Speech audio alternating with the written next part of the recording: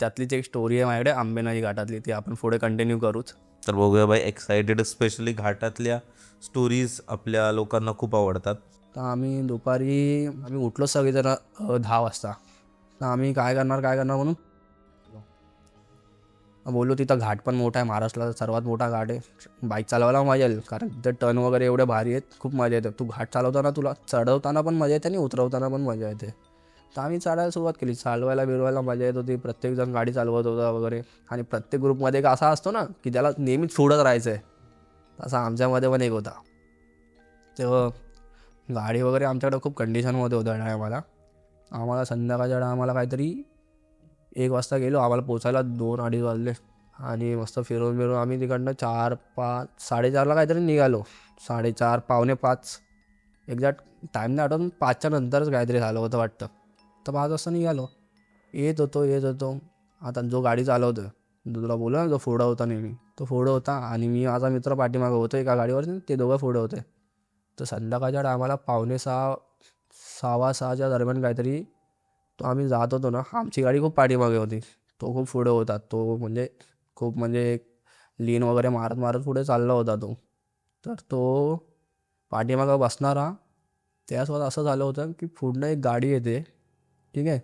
त्या गाडीच्या सनरूफमधनं एक पूर्ण रक्तानी भरलेली बाई. हां, तो गाडीचा मॉडेल नंबर त्यांनी आम्हाला सांगितला, ठीक आहे. तो म्हणजे असा विषय झाला की हा पाठीमागनं बघतोय, जो चालवतो त्याला गाडी दिसत नाही आहे, पण हा पाठीमागं बघतोय, त्याला ती गाडी येते. त्या गाडीच्या सनरूफमधनं रक्तानी बंबाळ झाले पूर्ण, असं म्हणजे बेकार एकदम. असं बोलतात ना, असं बघूनच कसं तरी केस येते, तशी बाई त्याला हाताने बोलवते, इकडे ये म्हणून रथावर. आणि ती गाडी जशी त्याला स्पास झाली, ती बाई पण त्याकडे बघते आणि हा पण तिच्याकडे बघतोय. त्यातला विषय तो मला स्वतः तोंडाने सांगत होता मला ही गोष्ट. तर मला बोलता बोलता अंगावरती काटा येतं आहे. तो म्हणजे तो एक काहीतरी 7-8 सेकंदाचा तो स्पेस होता, ठीक आहे. तो तिकडनं म्हणजे आता लिटरली इथून गाडी ती 10-12 फुटावरती आहे आणि ती पास होईपर्यंत ती अशी मान करून त्याकडे बघते आणि हा पण त्याकडे बघते. फुल रक्तानी बंबाळलेली आहे बाई, असं तसं. मग ते पुढं जाऊन ना लिटरली ते एका गाडीला ठोकले. पुढे एक बस बंद पडली होती, त्यांना माहिती नव्हतं आणि हा स्पीडमध्ये होता, काहीतरी 60-70च्या स्पीडला होता. आणि पुढं जाऊन एका गाडीला ते ठोकले, ठीक आहे. म्हणजे एवढा काय डॅमेज नाही झालं, त्या गाडीला पण डॅमेज नाही, त्यांनी गाडी कंट्रोल केली बरोबर, फक्त जाऊन टच झाली. तर ते सगळं झालं होतं आणि आम्ही पाठीमागे होतो. तर त्यांनी लिटरली आम्हाला लगेच फोन केला. तो बोलला, बाबा या नंबरची गाडी, असा मॉडेल तुला दिसते का बघ. तर आम्ही बोललो नाही. एवढं तर आम्ही म्हणजे एकदम पण अंधार झाला नव्हता संध्याकाळच्या. बोलतो की नाही आम्हाला तर नाही दिसली. तो बोलतो पटकन निघूया इथून. तर आम्ही गेलो तिकडून, म्हणजे जो स्पॉटला सीन झाला तिथून अर्ध्या तासाची रनिंग होती. तो लिटरली तो पोरगा जो पाठीमागं बसला होता, तो त्याला आधी बोलवता हळू चालव, म्हणजे त्याला भीती वाटत होती म्हणून, म्हणजे तो फास्ट चालू होता म्हणून तो हळू चालव बोलवता. तो जसा सीन झाला, आता लिटरली तो गाडी ठोकले, त्याने टच केले, तर अजून बोलला पाहिजे हळू चालव. तो बोलतो गाडी पहिली पळव इथून. लिटरली तो बोलवतो गाडी पळव, गाडी थांबूच नको, कुठंच नको थांबू. मग खाली गेलो, तिकडं गेलो आणि त्याचा ना अक्षरशः तो जसा उतरला, आम्ही गेलो, म्हणजे त्या मित्राने आम्हाला फोन केला दुसऱ्या की बाबा इकडे याचा काहीतरी वेगळं झालं, म्हणजे फुल थरथरतोय वगैरे. आम्ही पोचलो, बघतो तर ना त्याच्या अंगाचा पूर्ण असा थरकाप कसा उडतो, तसा विषय झाला होता पूर्ण.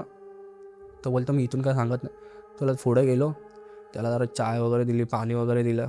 त्यानंतर तो मला एकट्याला बाजूला घेऊन गेला. त्या दोघांना पण सांगितलं नाही, कारण ते म्हणजे कोकणातले नाही आहेत. एक आहे तो पुण्याचा आणि एक तो आहे नाशिक विशिक साईडचा होता. तो मला घेऊन गेला बाजूला. मला बोलतो, मी लिटरली त्या गाडीच्या सनरूफमधनं एक बाई बघितली जी पूर्ण रक्ताने भरले आणि ती मला बोलवत होती. आणि तो विषय झाला तर मला तर लिटरली भीती वाटली, कारण आम्हाला रात्रीची रनिंग करायची होती आणि मुंबईला पोचायचं होतं. आम्ही करणार काय. मग त्याच्या घरी गेलो. त्या दिवशी आम्ही तिथं थांबलो, ठीक आहे.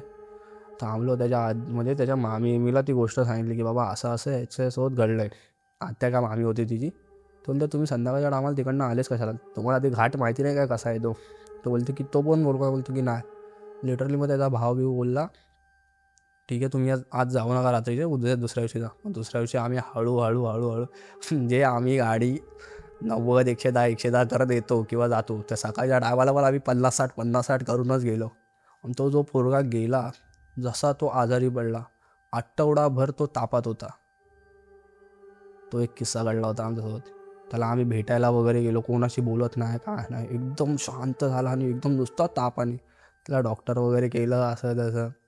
त्यानंतर मग ते आत्ता जरा हे झालं आहे, तो तिथपासून त्या आंबेनळी घाटामध्ये जातच नाही. तो एक भयानक किस्सा झाला होता. तो जो मला वर्णन सांगत होता ना तिचं, की बाबा तो असं असं बघत होता, तसं असं बघत होता, किंवा ती पोरगी अशी अशी दिसत होती, खूप माझ्या डोळ्यासमोर येते त्या गोष्टी, की बाबा असं कसं होऊ शकतं. जे आम्हाला तुला गाडी पास होते. मी त्या मित्राला विचारलं, जो चालवत होता त्याला बोललो, तुला दिसली का गाडी? तो बोलते नाही. बोलतो मग आम्हाला पण नाही दिसली. बोलतात ना भास होणं वगैरे, त्यातला पण विषय झाला होता असेल. पण कदाचित ते असू पण शकतं, एखाद्याला दिसू शकतं. काय काय गोष्टी असतात की जे एकाला दिसतात दुसऱ्याला दिसत नाहीत. त्यातलं एक गोष्ट झाली होती आमच्यासोबत. खूप बेकार झाला होता एक सीन. तुझ्याकडे दुसरी कोणती तू गोष्ट सांगणार होतास? दुसरी माझ्याकडे एक घाटकोपरची स्टोरी आहे. बेसिकली ती अभ्यासिका आहे. ओके, म्हणजे BMCचं स्कूल आहे. तर शाळेचं नाव वगैरे सांगत नाही मी. BMC स्कूल आहे. ते संध्याकाळच्या टायमाला तिथं अभ्यासिका चालू होते. तर त्या अभ्यासिकेमध्ये असा विषय होता की ती अभ्यासिका असते 7 ते 10. ओके, तर आमची 10th होती, म्हणजे आम्ही 10वीला होतो तेव्हा आम्ही क्लासेस वगैरे झाले की संध्याकाळी अभ्यासिकेला जायचो अभ्यास करण्यासाठी. तर आम्ही स्टार्ट करायचो 7 वाजता. 6 ते 7 असायची एक बॅच, 7 ते 8:30 आणि 8:30 ते 10 अशा 3 बॅचेस होत्या. पण ज्याला बसायचं तो 6 वाजतासुद्धा बसू शकतो, 6 ते 10 किंवा असं आधीमध्ये पण. आम्ही 7 वाजता एंट्री मारायचो. आणि तिथे असं म्हणजे कसं असायचं, फर्स्ट फ्लोअर मुलींसाठी, सेकंड फ्लोअर बॉईजसाठी आणि थर्ड फ्लोअर जो कायमचा बंद असायचा, तो उघडायचाच नाही आहे कधी. तर आता फर्स्ट फ्लोअर लेडीजसाठी होता, तर त्यांचा सेकंड फ्लोअरवर येणंचं अलाउड नव्हतं. प्लस बॉईजला पण फर्स्ट फ्लोअरवरती जाणं अलाउड नव्हतं. तर असं म्हणजे अभ्यासिका चालू असायची, असं तसं भरपूर दिवस झाले. तर अचानक ना ती जरा ना अभ्यासिका थोडी डेंजरच असायची. म्हणजे लिटरली तू ना असं म्हणजे एकटा कधी सोसो वगैरेला पण जाऊ शकत नाही. एवढं म्हणजे असं असं नेहमी वाटायचं ना की कोणतरी पाठीमागं आपल्याला धरेल, असं कोणतरी पाठीमागं चालतोय. ती लॉबी पण खूप मोठी असायची. इथून ते तिथपर्यंत तुझी नजर जायला कोणच नाही, एकदम शांत, एकदम शांत. ना अशी भयान शांतता कशी असायची तशी.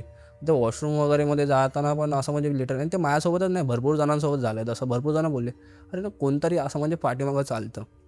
आणि थर्ड फ्लोअरमध्ये ना कसं असतं की थर्ड फ्लोअरला अलाउडच नाही.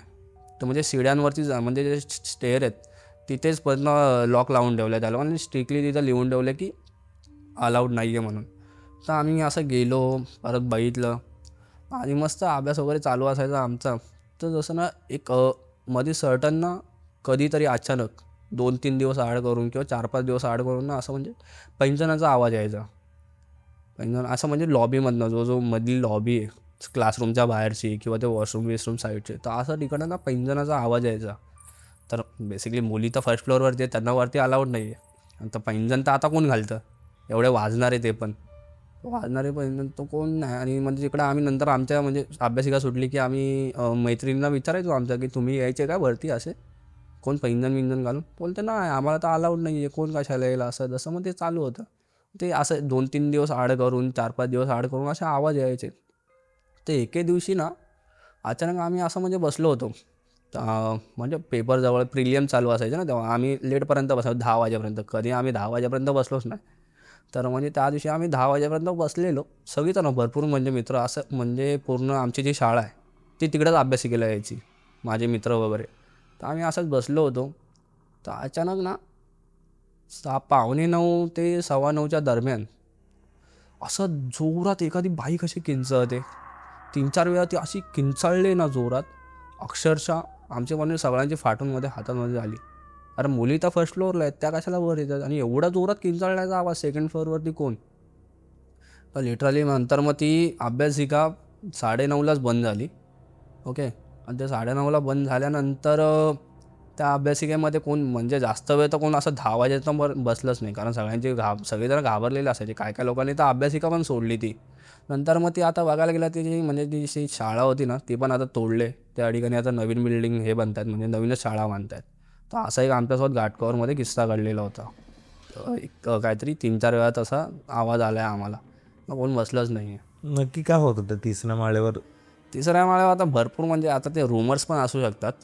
आता ते खरं आहे का खोटं आहे काय माहिती नाही, पण तिकडं काहीतरी बोलतात की एखाद्या बाईने काहीतरी थर्ड फ्लोअरवरनं जीव दिला होता खाली.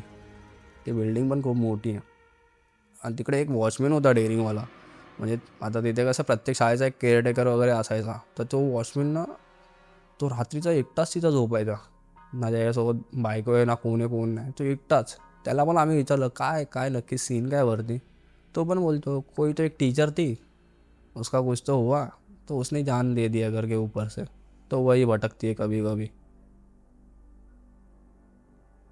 तो एक डेंजर किस्सा होता आमच्यासोबत. आणि हे तुम्ही 10वीला असताना हे हा 10वीला असताना.